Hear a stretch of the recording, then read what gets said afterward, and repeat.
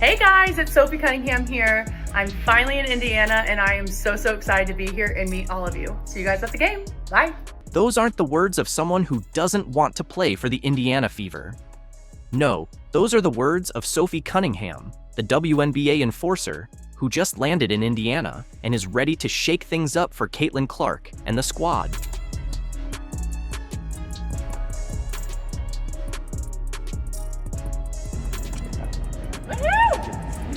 Finally here! All right. While Cheryl Swoops said nobody wants to play in Indiana, Sophie Cunningham was lighting up the internet with excitement about joining the Fever. In this video, we'll break down Sophie's thoughts on Caitlyn Clark, her first day with the team, and how she's shutting down the haters. Oh gosh, this is the first time I've seen my jersey. Oh, I love this. It's like I'm a rookie all over again. What if I told you that while Cheryl Swoops was running her mouth about nobody wanting to play for Indiana, Sophie Cunningham was poolside in Phoenix when she got the trade call? And her reaction? Not disappointment, not hesitation, just pure excitement. Where were you when you found out about this, and what was kind of that general reaction to a fresh start here? Yeah, you guys will learn that if I'm not in the gym, I'm normally by the pool. And so I was actually poolside when I found out. And, you know, there's a lot of emotions just because I have been out there for so long. But to be honest, my original thought was like, oh, heck yeah. Like, we're about to go win a championship. Like, that's exactly where my mind went. And like I said, it's all about the people. It's about the culture. I learned a lot out there, but now I'm ready to move on to something bigger, something better, and have a lot of really great players around me to, you know, seriously go win a championship. That's right. The idea that top players don't want to join the Fever just got completely shattered. While the haters were busy cooking up their next criticism, Sophie was already gearing up for a championship run in Indiana. Talk about shutting down all that negativity. Yeah, you know, I'm stoked. I'm so excited. I think it's refreshing. I've been in Phoenix for the past 6 years, was drafted out there. I've had a really great time. I've been very blessed with being around a lot of GOATs in the game and learning the game on another level. But again, like, this is just a new style, and this is the style that I thrive in. When you have people who can shoot the ball, who move the ball, who are running gunners, and share the ball, like, this is the type of offense that I want to be in. When Sophie finally stepped into Gainbridge Fieldhouse, her excitement was absolutely contagious. The Fever's social media captured her pure joy as she took in her new basketball home. In one video that quickly went viral, Sophie introduced herself with all-out enthusiasm. Yeah, I'm just stoked. And like I said, the offense is more my style, but I'm also surrounded by a great culture and great people. And that's what I'm also very excited about, to be here in Indiana. But there's something even deeper about this move for Sophie. As a Missouri native, returning to the Midwest feels like coming home. I love it, she said during her intro to the Indiana media. My roots are here in the Midwest, and just being closer to home. This wasn't just a trade, it was a return to her heartland. How impactful will it be for you and your family to be back here in the Midwest, something that Caitlyn had as well, and within driving distance for everyone, right? I love it. You know, my roots are here in the Midwest, and just to be closer to home. My sister is married and has a kid, has another one on the way, and family is everything to me. I have a really great support system, and you better believe I've already had over 100, 200 people reach out. Hey, how do we get season tickets? I was like, I have no idea. I just got traded 2 hours ago. So I think we're going to have a pretty cool fan base up here from Missouri. But again, it's my Midwest roots. I'm excited to be around Midwesterners again. It's my type of people, and so I'm happy to be here. What makes Sophie's arrival even more impactful is how it's already shaping team chemistry. In a league where some stars bring egos bigger than their talent, Sophie wasted no time stressing the importance of a selfless culture. I'm just excited, but to be honest, I think when you have a group that can let go of the egos and you're really just here to win and work hard, I think that's the best type of group, and you're all willing to do the dirty work, and I think that's what I'm most excited about. That's my bread and butter right there, is outwork your opponents and have fun doing it. Fans flooded social media with excitement, showing overwhelming support for seeing her in action. The connection was immediate. No adjustment period needed. Sophie didn't just join the team, she fully embraced it from day one. Now that I've been here, and I have been paying a lot more attention to it, and it's crazy, right? Like it's a whirlwind, and there's an adjustment period not only for her but for her teammates around her, for Indiana as a whole. But I think it's all really good things, and so it takes a little bit to get adjusted to it. But after that, I mean, come on, it's part of something great that doesn't come around very often, and so if you're not paying attention, I don't know what you're doing. This is exactly the type of addition the Fever needed. Someone who truly wants to be there, believes in the vision, and brings both skill and energy to the locker room. While critics like Swoops cling to outdated narratives, players like Sophie are backing it up with their actions, proving that Indiana has become a destination franchise in the WNBA. I know you said earlier this month that you'd do the Sabrina Carpenter to Caitlyn's Taylor Swift. That was a joke, but I guess people really took that seriously. People love it. What excites you about playing with her this year? I mean, she has changed our game in the best possible way in every way. And so just to be alongside of her and maybe relieve the pressure, being able to shoot and spread the court for her to go do her thing. Remember all those times last season when opponents treated Caitlyn Clark like a punching bag? The cheap shots, the hard screens, the unnecessary contact after whistles? Well, the Fever just added the one thing Clark desperately needed but didn't have. A true enforcer ready to make opponents think twice.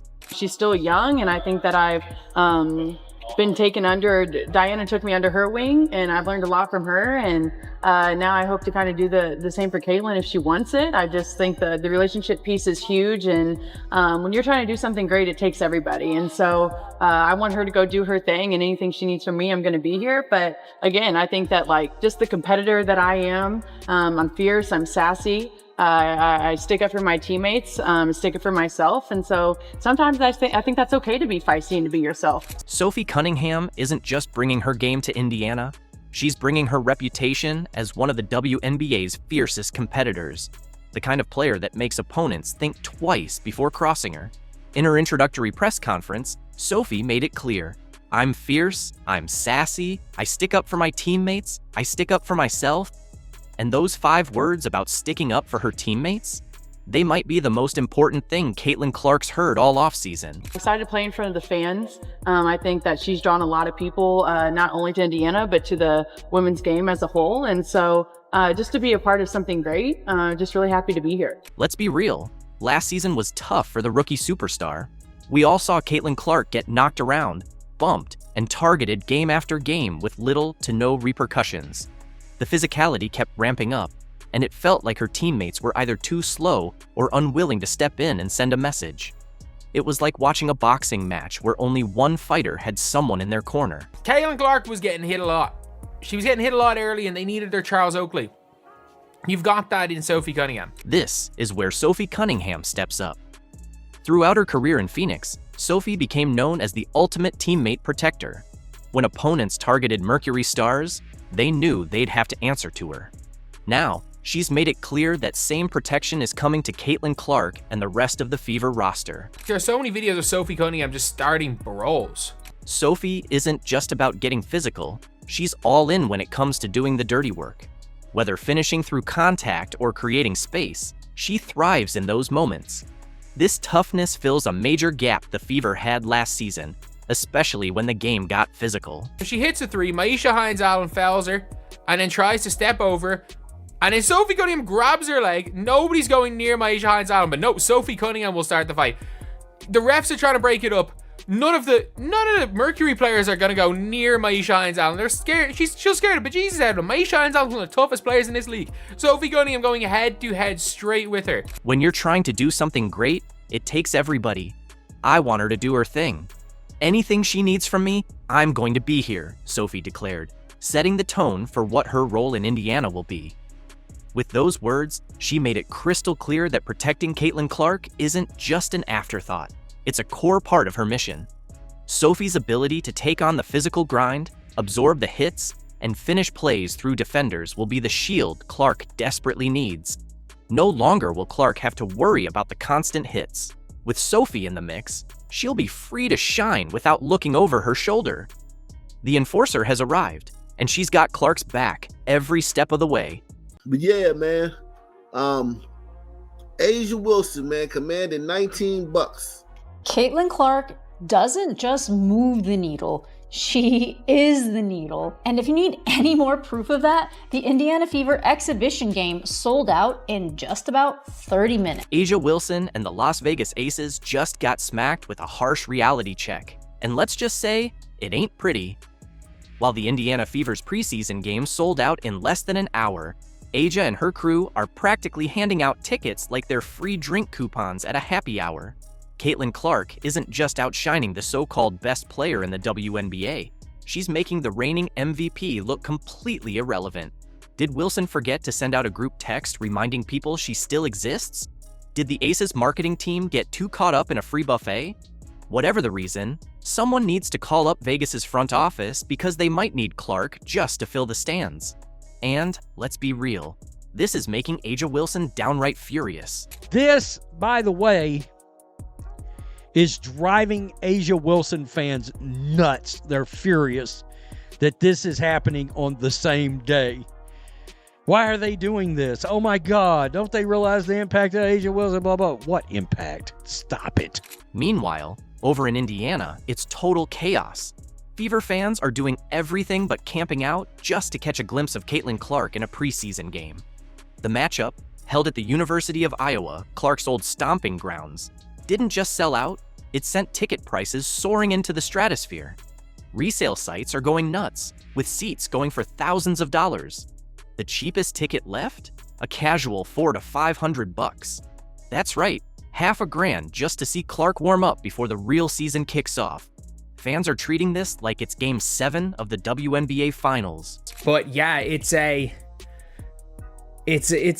big situation again. Like Caitlyn Clark selling out Iowa, sold out a preseason game. People saying it sold out in 40 minutes. This is within 20 minutes. Like obviously you couldn't get onto the damn website. It's sold out. You could have been trying to refreshing the page and not got tickets. Most of the time, it officially sold out in 40 minutes, but like realistically, it almost crashed the website. But let's talk about what's going down in Las Vegas, because it's getting downright embarrassing. The so-called powerhouse of the WNBA can't even get people to cough up a measly $19 for a ticket. That's less than what you'd spend on a meal at a decent restaurant. At this point, the Aces might as well start handing out buy one, get one free deals just to fill a few rows. You'd think a team loaded with MVPs, All-Stars, and Olympians wouldn't have to beg people to show up. But here we are. The Las Vegas Aces. So, let me see how much it's going to bust my pockets to go see the Aces in their first preseason game, man. $19, jeez. The contrast is insane. In Indiana, fans are battling just to get a seat in the nosebleeds for the chance to see Clark's debut. In Vegas, you could stroll in late, grab some nachos, and still have your pick of premium seats. And here's the truth. This isn't just about ticket prices, it's about demand. People are going above and beyond to be in the building for Clark, while the Aces are over here desperately hoping someone, anyone, shows up to check out their so-called historic team. I just want to point that out. As an Indiana Fever fan, I mean, there are people who are willing to pay all kinds of money to get tickets. There are people who are buying merch, like flying off the shelves, basketball, all kinds of stuff. And they're begging to buy that shoe. That's why I said, Nike, I don't know what the deal is. I'm not into the contract or anything like that. They got something, whatever their agreement is, that's their agreement. I'm saying, though, when that shoe shows up, they better prepare. Let's put this into perspective. The resale price for 2 courtside Fever tickets to a preseason game could easily cover a round-trip flight to Vegas, a fancy hotel stay, and a pricey steak dinner with enough left over to buy Aces tickets and still have cash in your pocket. That's how insane this gap is. Indiana Fever fans aren't just excited, they're part of a movement. Meanwhile, the Aces are over here practically begging people to take seats like it's some kind of charity event. Remember, fans are for real Indiana Fever fans, and they buy tickets. They sell out arenas, home and away. They buy merch. Caitlyn Clark didn't just join the WNBA, she flipped the entire league's hierarchy on its head. The Fever, a team that was barely on the map for years, is now the hottest thing in basketball. And the Aces? Well, they just got a brutal reminder that banners don't always fill seats. Clark is the future, and Vegas better hope they don't get left in the dust. They're sold out, so I really don't know what they're gonna do about this. I guess it's just kind of like one of those missed opportunities, and you know, a lot of people are saying they need to move this to a stadium because there's no doubt in Iowa, if you move this to a stadium, it would be sold out. A'ja Wilson and the Las Vegas Aces can try all the damage control they want, but the numbers don't lie. There's just no hype. Some will blame it on the market, claiming Vegas has too many entertainment options. But let's be real, Indiana isn't exactly Times Square, yet the Fever are selling out games at record speed, while the Aces are practically handing out tickets like free samples at a grocery store. Two-time champions, stacked with talent, yet their tickets are gathering dust in the bargain bin. That's not a market problem. That's an interest problem. Did you see how many people showed up to watch Caitlyn Clark play golf? With actual attention, economics at play, Caitlyn's participation in any league has an existential bearing. Nobody outside of A'ja herself cares about whether A'ja shows up. A'ja Wilson, the so-called face of the league, can't even get enough fans in the stands to cover the cost of a standard dinner bill. Meanwhile, Caitlyn Clark, fresh off a history-making rookie season, has the entire world locked in to watch her every move. The Fever stock is through the roof, while the Aces are fading into irrelevance day by day. Fans aren't rushing to see Chelsea Gray, Jackie Young, or even Wilson take over. They're lining up, paying top dollar just to catch a glimpse of Caitlyn Clark putting on a show. That's crazy because literally nobody asked, and sources close to A'ja Wilson decided to answer anyway. Let's be real. When was the last time you saw courtside seats for a reigning MVP going for under $20? That's unheard of.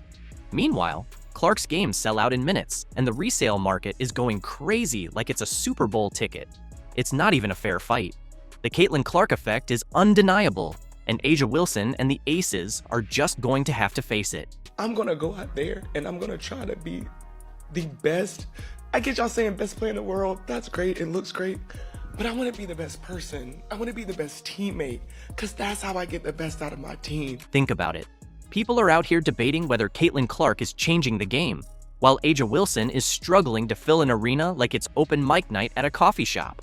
The Aces thought they were the hottest team in the WNBA.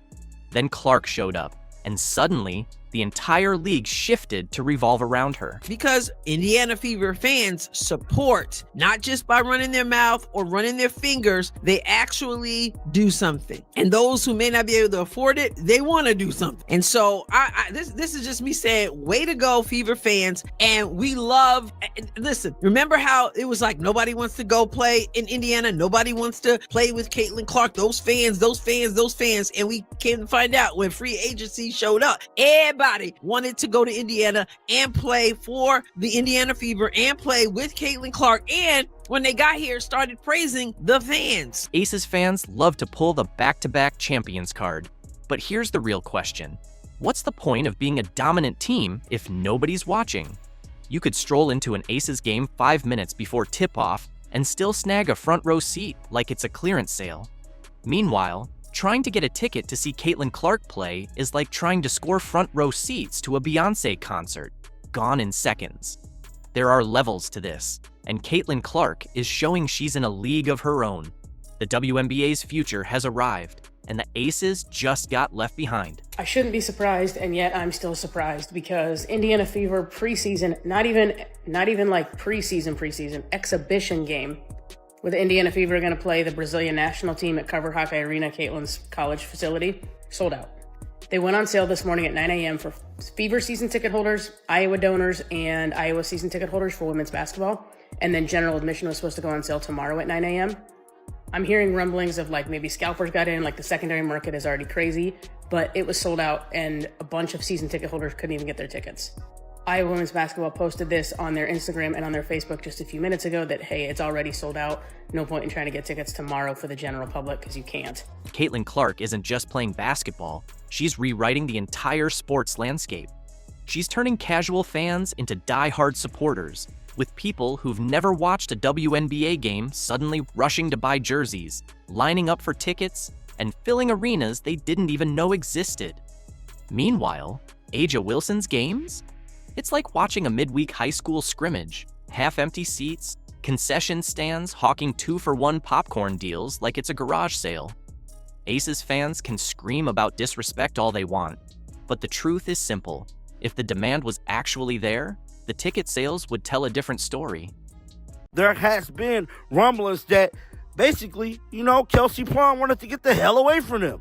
Meaning Becky Hammond and A'ja Wilson. And I'm here to tell you guys, it is looking like that way because none other than Kelsey Plum actually fired shots at the Las Vegas Aces in her opening press conference interview. Could this be the end of the Las Vegas Aces dynasty, with 5-star players heading for the exit and controversy in the air? It definitely seems like it, but trust me, there's a lot more to this saga than you might think. Now, we know throughout the offseason there has been a lot of chatter behind the scenes in regards to the Las Vegas Aces. The Las Vegas Aces team was completely derailed at the conclusion of the season, which leaving a lot of people to speculate what the hell is going on in Vegas. Kelsey Plum has finally spoken out, and she's not holding anything back. In her first press conference with the LA Sparks, she didn't mince words about her old team. But this is just the beginning. Is A'ja Wilson really the one to blame for the mass exodus and the collapse?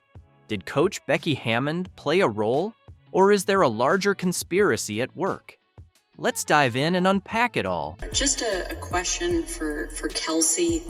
You came from a place in Las Vegas that really valued player health and player experience. I'm just curious what it was about LA that convinced you that the Sparks would also provide a high quality player experience and amenities. Imagine this.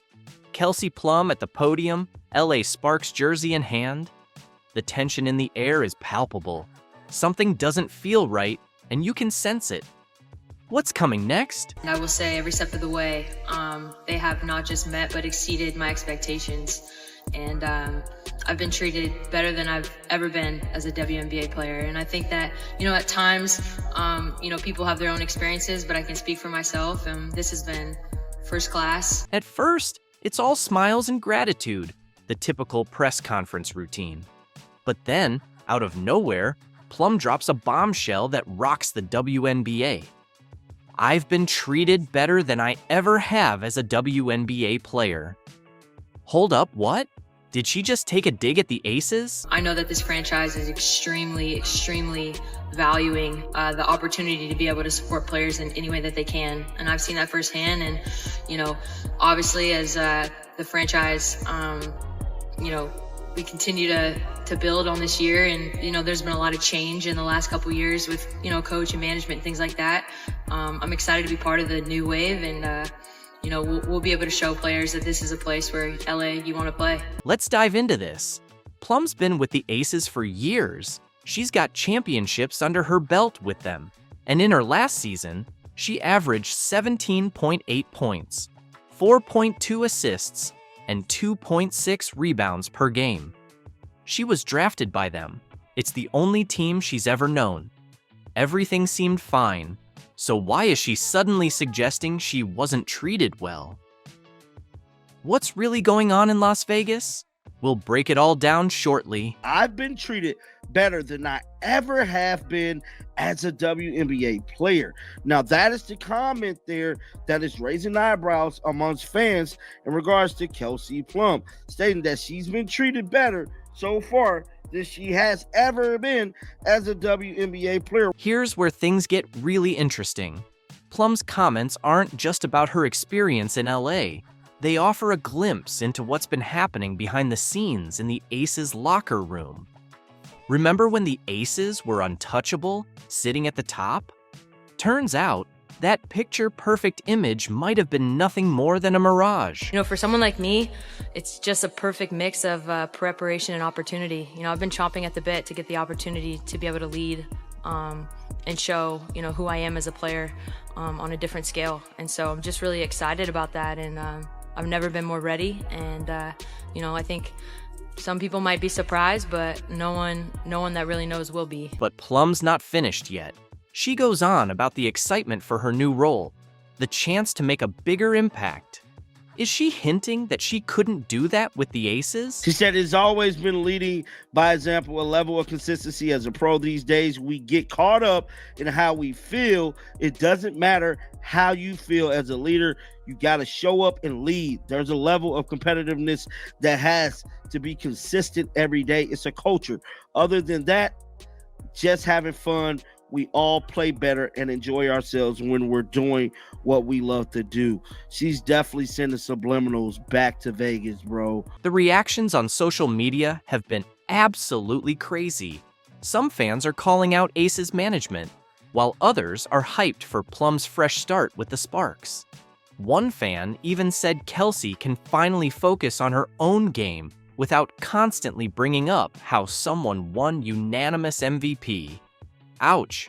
Talk about a direct shot at A'ja Wilson. I just feel like an overwhelming sense of love, I feel like open arms. I was actually in the airport this morning and I was just getting some water and the guy was like, "Go Sparks!" It's just, I feel that. So I'm excited about that because I really do feel like people have kind of already wrapped their arms around me. I haven't even played a game yet. Just the welcoming of my teammates and coach and Reagan and ownership, I feel very loved already. Think about it. Plum's move to the Sparks isn't just about switching jerseys. It's a total career shift. She's looking to redefine her role, her influence. It's like she's breaking free from something. But what? Keep in mind, Plum's not just any player. She's an Olympic gold medalist, a WNBA champion. When someone of her caliber says she needs a bigger platform to showcase who she is, it's not just talk, it's a statement. And I'm so grateful to be reunited with Dee, to play with people like Cam and Rakia, and I could continue to go on the list. Here's the truth. Plum's words aren't just about her. They're turning the spotlight on the Aces organization. What's really happening behind those Vegas lights? Are players feeling overlooked, confined? Plum's comments have set things in motion, and the implosion is already underway. We're here to compete, so there's expectations to win right away. And I know for me, there is a level of intensity and work ethic that I do bring to the table, but really just I'm grateful for this opportunity to show that being one of the best players in the world and just taking this franchise back to where it's been and where it will continue to go. So again, I just want to thank ownership support, and really just means a lot that everyone's here, and it's a new day in LA, so we're gonna hoop. Remember when the Aces were the team everyone dreamed of joining? When players were willing to take pay cuts just for a shot at that championship ring? Well, those days are behind us. The Aces empire is collapsing faster than a house of cards in a Vegas windstorm, and you won't believe who's next to jump ship. So, for all Aces fans, it's over. It's over. It's over. The reign of the Aces is over. I understand the shortest dynasty in the history of the sport of basketball. I've never heard of a dynasty that won 2 championships and then was done, because you're seeing all the ring-chasing free agents getting out of Vegas. After their stunning semifinals loss, Coach Becky Hammond warned us that changes were on the horizon, but no one saw this coming. It's not just 1 or 2 players leaving, it's a full-on exodus. And now the Aces roster is looking like Swiss cheese. We have to get better. We have to really take a sharp look at ourselves, look ourselves in the mirror, see our shortcomings, and then, you got to make the moves necessary, whatever that means, to put the best product that we possibly can. It's not going to be the same group probably next year. It just won't. And I'm sad about that because I really like that group. They're a pain in my ass, but I was a pain in their ass too. Let's kick things off with Kate Martin. Remember her? The fan favorite? The bright young star who had Aces fans buzzing about a promising future? Well, the Aces left her unprotected in the expansion draft, and the Golden State Valkyries scooped her up faster than you can say rookie mistake. Martin's fired up about her new role, saying, "I'm really excited for this new beginning and to build something from the ground up here with the Valkyries." Ouch. Aces? That's gotta hurt. I'm really excited. This league is all about opportunity, and, you just need one shot, right? And I am very thankful for the Aces and everything I got to learn there, but I'm really excited for this new beginning and to build something from the ground up here with the Valkyries. But hold up, there's more. Sydney Colson, Wilson's bestie and the locker room spark plug, is packing her bags for Indiana. That's right, Colson's heading to the Fever, leaving Wilson without her ride or die on the court. It's like watching the Aces team chemistry vanish right before our eyes. You mean to tell me that two-time WNBA champion, the face of the God Dog League, okay? The Aces' main girl, right-hand man, Sydney Colson, is no longer returning to the Aces and is signing with the Indiana Fever? First of all, do the Fever even have any more roster spots open? How many folks are you guys going to sign? And if you thought that was rough, buckle up. Tiffany Hayes, the reigning WNBA 6th Player of the Year, is also bidding farewell to Sin City. She's joining Kate Martin on the Valkyries, taking her 9.5 points, 2.8 rebounds, and 2.1 assists per game with her. That's a huge blow to the Aces bench depth, folks. Then, of course, there is Tiffany Hayes, who, guys, Tiffany Hayes was not even supposed to be in the WNBA last season. She had actually retired in the offseason of 2024. But hold up, we're not done yet. Alicia Clark, fresh off a championship with the Aces, is heading back to her old stomping grounds in Seattle. She's pumped about the move, saying, "I would love to go back to my WNBA home, which is Seattle." And just like that, another one bites the dust for the Aces. Let's start with Alicia Clark. According to Ramona Shelburne of ESPN, the Aces wanted to bring back Alicia Clark. But when Seattle came a-knocking, Alicia was like, you know what? I would love to go back to my WNBA home, which is Seattle. Now, guys, if y'all don't know, Alicia Clark won 2 titles with the Seattle Storm in 2018 and 2020. And now at 37 years old, she is looking to bring her 3-and-D game back to Seattle. So what's behind all these players heading for the exit? Is it the allure of fresh opportunities? Or is something off in Las Vegas? Here's where it gets juicy. The Aces' salary cap is tighter than a Vegas poker player's grip on their chips. After locking down Jewel Lloyd and her supermax salary, the Aces are scrambling to round out their roster with minimum contracts. It's like watching a high-stakes game of musical chairs, and the Aces are running out of time. I don't want to be great for you guys, no offense, but I want to be great for my team. I want to be great for this franchise. It is hard as shit. It is hard as shit because there's tons of people that want to break you down. Great teams in this league that are going to try to come after you every single night. But when it comes to taking accountability, I have no problem in that because I want to be great. I want to be great for my teammates. So yes, it can start in practice. Yes, it starts in training camp. Yes, it starts in the wins and the losses. But I'm not going to stop. I'm going to continue to challenge myself and my teammates every single day. Because when you're talking about greatness, it starts with consistency. Let's dive into what's really going on behind the scenes with the Aces. Thought the player exodus was bad? Buckle up, because the front office drama makes their on-court struggles look like child's play. Remember when the Aces front office was the envy of the league? Those days are long gone. Now, it's more like a ghost town. And at the heart of this mess is general manager Natalie Williams. Or should I say, former general manager? That's right. Williams was let go after a vague restructuring. But here's the kicker. Months later, the Aces still haven't named a new GM. Talk about leaving your organization in limbo. But also, there is a huge thing that you all have to keep in mind is that the Las Vegas Aces do not have a GM right now.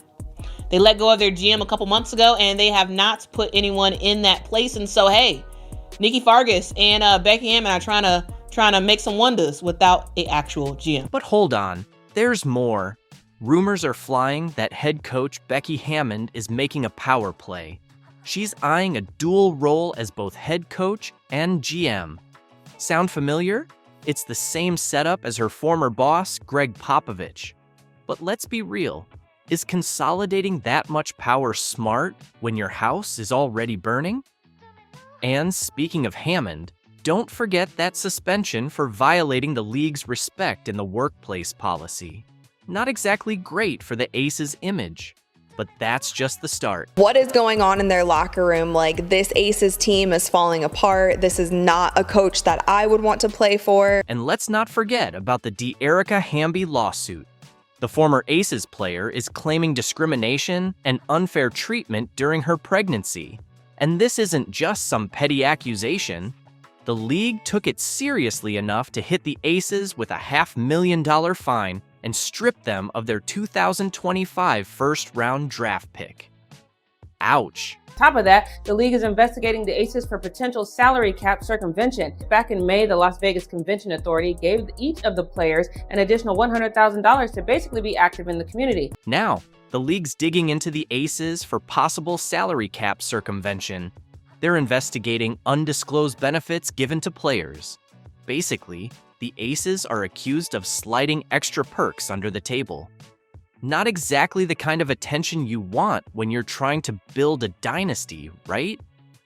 With all this drama, is it any surprise players are bolting?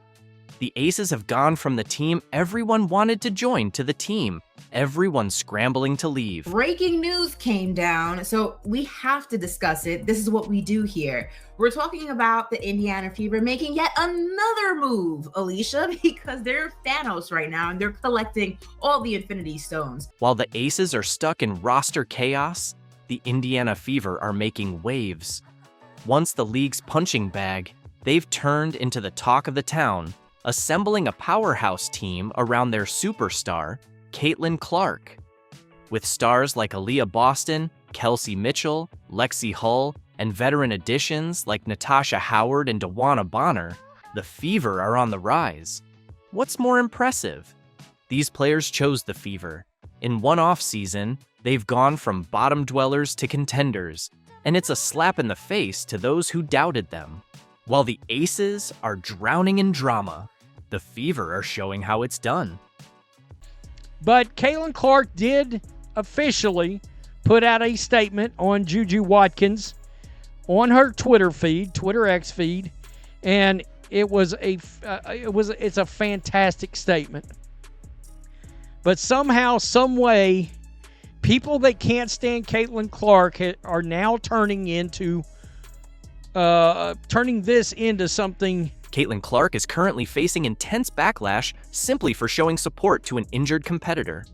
Her well-intentioned social media post about Juju Watkins has sparked an absolute firestorm, with critics obsessing over her choice of words and questioning her motives. The sheer absurdity of this situation reveals the darker side of what should be a supportive sports community. It's unimaginable that a simple message of encouragement would lead to such aggressive attacks. Yet here we are, witnessing the relentless negativity that follows Clark at every turn. Of course, last night during March Madness against Mississippi State, Juju Watkins suffered a horrific injury. Did a video on it this morning. Obviously, we're all pulling for her, all right, to get better. I haven't seen any Caitlyn Clark fans talking negatively about Juju Watkins and that injury or wishing it on her or anything like that.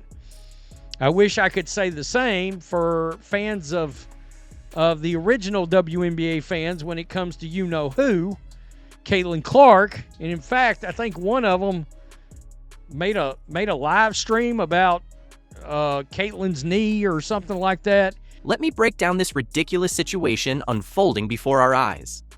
Last night during March Madness, USC star Juju Watkins suffered a terrible injury against Mississippi State. It was a moment that should have brought basketball fans together to support a talented young athlete. Caitlyn Clark, as always, showed class by posting a simple and heartfelt message. Sending all my thoughts and prayers to Juju, kid will come back stronger than ever, along with a red heart emoji. A kind gesture from one athlete to another, right? But of course, in the world of Caitlyn Clark, even the most innocent message becomes ammunition for critics. Her post, viewed by over 1.2 million people, quickly sparked hateful comments, mainly focusing on the word kid. Some criticized her for using it, claiming it was disrespectful. One commenter wrote, "Kid, you're only 3 years apart." Another said, "You're not a 20-year veteran, check yourself." It even escalated when someone argued that, as a person of color, referring to someone as kid was offensive, especially in a belittling way. Any reason to try to bring this young lady down? I guess they're jealous. I don't know what it is. Well, yeah, I do. All right. For a lot of them, it's her skin color and her sexual preference. I hate to say that. That is part of this. Let that sink in for a moment. Caitlyn Clark offers support to an injured player, and somehow it gets twisted into accusations of disrespect, condescension, and even racial undertones. It's utterly baffling. These critics are actively looking for reasons to be offended, creating controversy where there is none. One thing I'm going to tell you about the old WNBA fans or the new WNBA fans that are activists that have joined for the culture war, because there's two separate factions. There's the old ones that, been around and just laboring and nothing was ever popping until Caitlyn came along. It's telling how quickly some commenters injected race into this non-issue. One person said, "I think Juju will have a problem with you calling her kid," with no evidence that Watkins was offended. These critics are creating imaginary conflicts to push their own agenda. The timing of these attacks is especially despicable. While Watkins is recovering from a serious injury, these so-called fans are using the situation to attack Clark.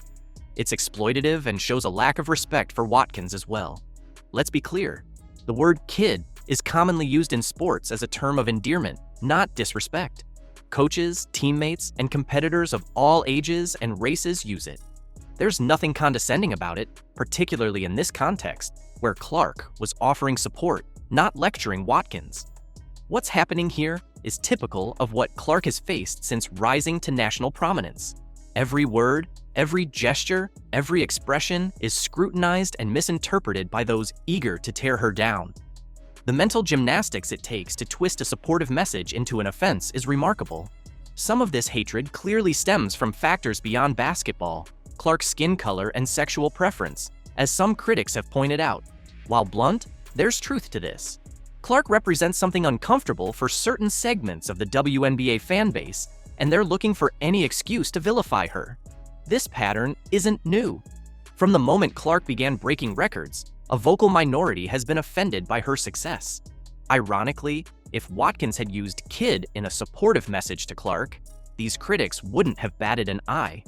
Their outrage is selective and fueled by their pre-existing dislike of Clark. The double standard is impossible to ignore. Clark is held to an impossibly high standard, where even her most benign, supportive statements are twisted into something sinister. Meanwhile, incidents of unsportsmanlike conduct directed at her, like the cheap shots and unnecessary roughness she faced last season, were either ignored or defended as part of the game by many of the same people now upset by the word kid. The hypocrisy is staggering. This situation distracts from what should be the focus: Watkins' injury and recovery. Instead of supporting a talented athlete facing adversity, these critics hijack the narrative to fuel their anti-Clark agenda. It's disrespectful to both Clark and Watkins. Importantly, there's no indication that Watkins took offense to Clark's message. These critics aren't defending Watkins. They're using her injury to continue their campaign against Clark. This is exploitation, not advocacy. Clark can't win in this toxic environment. If she hadn't said anything, critics would have accused her of being insensitive. When she does offer support, they dissect her words, looking for any potential offense. The scrutiny she faces is unprecedented. Every post, every expression is analyzed and often deliberately misinterpreted. Imagine the mental toll of knowing that even your kindest gestures will be twisted against you. No athlete should have to bear that burden. What's happening to Clark isn't just unfair to her, it's damaging to women's basketball. the WNBA is growing, with record viewership and attendance, largely thanks to Clark's popularity. Yet some established fans seem resentful of this attention, creating a hostile environment. Think about the message this sends to new fans discovering women's basketball through Clark. They tune in excited about a new star, only to see the vicious attacks and manufactured controversies surrounding her. How many potential lifelong fans are being driven away by this toxic atmosphere? You come in as a rookie and like you said, like you're trying to figure out a new environment, new teammates. Like you don't want to say too much, you don't want to say too little, and it's just so hard. What if I told you that Caitlyn Clark's greatest challenge wasn't on the court, but within the locker room? That her most significant achievement wasn't smashing records, but building connections? How do you excel without outshining your teammates? How do you blend in while still standing out? It's crazy, like looking back at a year ago today or around this time, like I was just beginning my senior year of college. And obviously, you know, people knew who we were and people attended our games, but it's obviously not on the magnitude that it is now. Yeah. So like life just changes fast, but that's what makes it fun and cool. And, you know, quickly started a new chapter of my life too, like moving here to Indianapolis. And in an insightful podcast interview, Clark opened up about her rookie year and how she navigated those challenges. Her comments about her teammates will make you reconsider everything you thought you knew about the Indiana Fever. What are her true feelings toward the team around her? From sophomore Aaliyah Boston to Fever's close friend Lexi Hull and others such as Kelsey Mitchell and Nalissa Smith, we uncover Caitlyn's unfiltered thoughts about them. Ready for the inside scoop? Let's dive in. I mean, it was just a crazy year because you go all the way up to the national championship game and then you're playing right away. Yeah. You know, one of my coaches early on in my career said, you know, your rookie year is always so hard because you're in a new city, you're in a new place, you're with a new team, new coaches. There's so much that's not part of the routine that you're so used to. And you had that as like magnified. Imagine this. Caitlyn Clark, the collegiate phenom, steps onto the WNBA court for the very first time. All eyes are fixed on her, with expectations soaring high. However, Clark's greatest obstacle isn't her performance on the court, it's finding her place within the team. During an eye-opening episode of the New Heights podcast, Clark delved into her rookie anxieties. She shared, but like in my scenario, and obviously you guys too, like you're already highly thought of. Like people are turning to you to like be something or be someone. So it's hard. Like you're trying to get your feet wet, but also not do too much. And I think that's kind of what I struggled in early on is like, I don't know what to say. I don't know how to say it. I don't know how they're going to react. Pressure was overwhelming, and Clark felt torn between two worlds. She spoke about feeling adrift in the locker room. Should she take the lead or go along with the group? It was a mental battle intensified by her fame. Yet, amidst the turmoil, Clark discovered a positive side. The fast-paced WNBA environment kept her concentrated. But I think it was good a little bit too. Like you don't have time to overthink things. Like it's just like boom, boom, boom, boom. Like you're just on to the next. But at the same time, like you don't like, I feel like I never really ended the chapter of college. Like it was just like you been left. But maybe that's good. You don't have a lot of time to think about it. So I think that's definitely the weirdest part of, you know, women's professional basketball and obviously college basketball too. It's just that change, but that's kind of how it has to be too. So it's just different. Her teammates became her rock during this wild transition. While some teammates caused problems in the beginning, eventually everyone came together to thrive in the WNBA. For not knowing, you nailed it. But also, like, I had a lot of really good vets around me too, so I feel very grateful for that. And we had a fairly young team too, so like people had been through it fairly recently, so they knew how I felt. But like, I feel like that definitely is a huge challenge, and that goes for whatever professional sport. Like, you're trying to learn, but also people are looking at you like, you got to perform and like be what they drafted you to be, and that can be tough. In a heartfelt moment, Clark confessed, "I feel like I never truly closed the chapter of college. It was just like you left. But maybe that's for the best. There isn't much time to dwell on it." This highlighted just how abrupt and challenging the transition to the pros can be, even for a star like Clark. You mentioned the vets, and I think, you know, for me at least, there was some vets were incredible. Some of the vets, obviously, you're competing for jobs, so there's a little bit there, but you lean so much as a young player on your vets, and you lean so much from like, even just like in Philly, there's so many great players that played for the Eagles that, like Harold Carmichael, who was a legendary Philadelphia Eagle, was like always around and willing to lend advice or anything. Did you have many former players or current players like reach out to you that really helped you in transitioning into the WNBA? As Caitlyn Clark continues to navigate the high-pressure world of the WNBA, her journey stands as a powerful example of resilience and growth.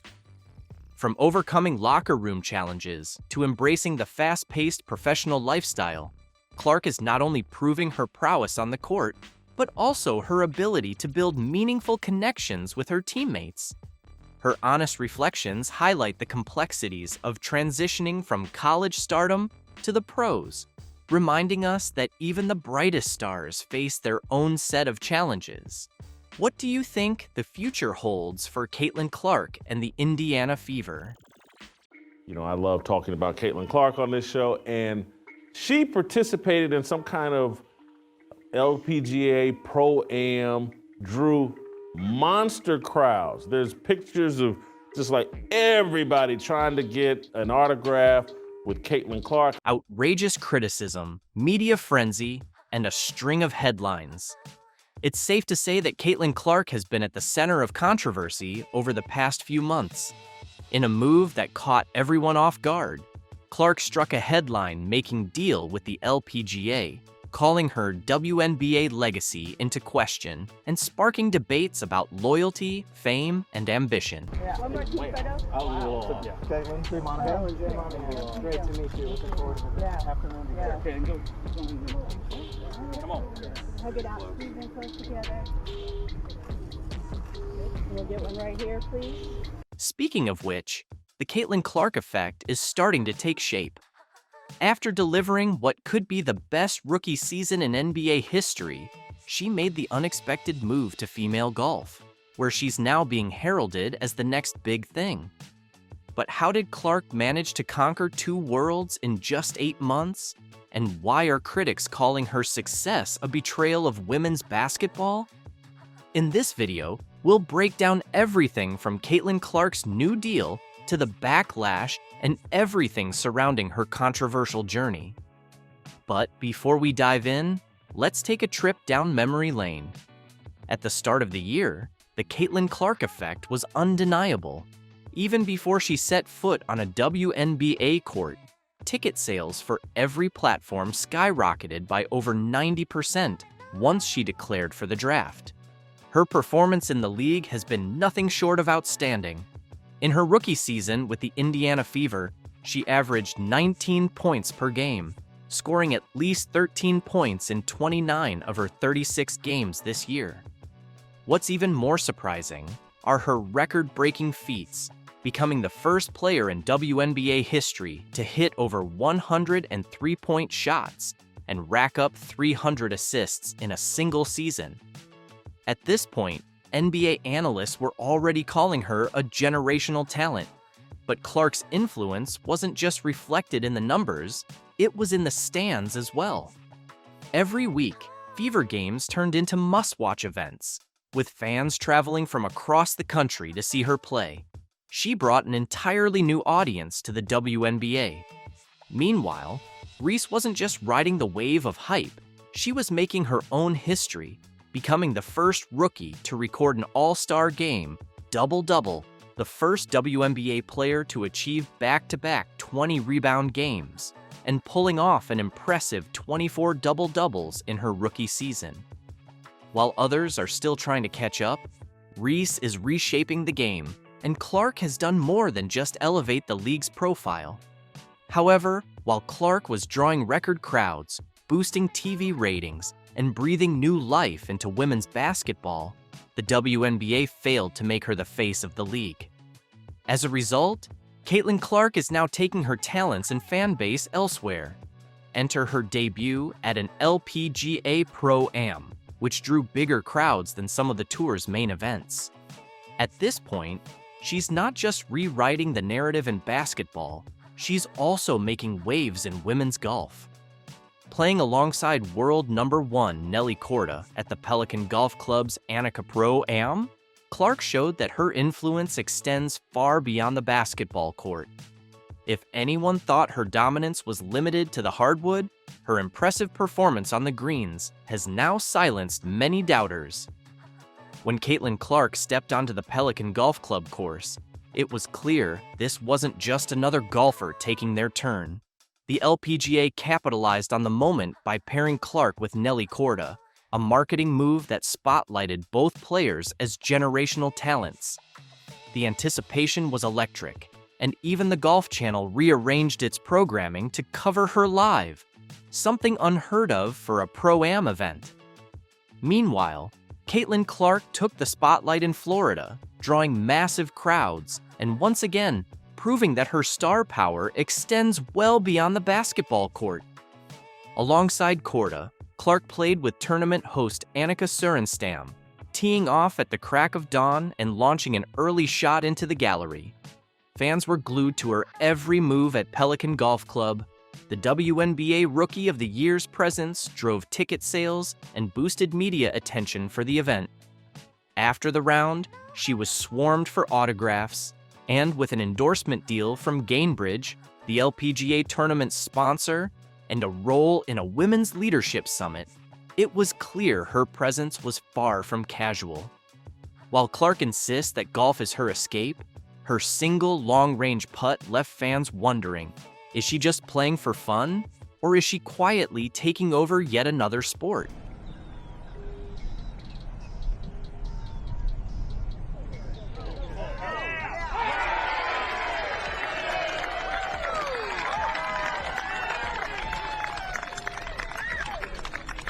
One thing is clear, the LPGA is thriving on Caitlyn Clark's star power in a way the WNBA could only dream of.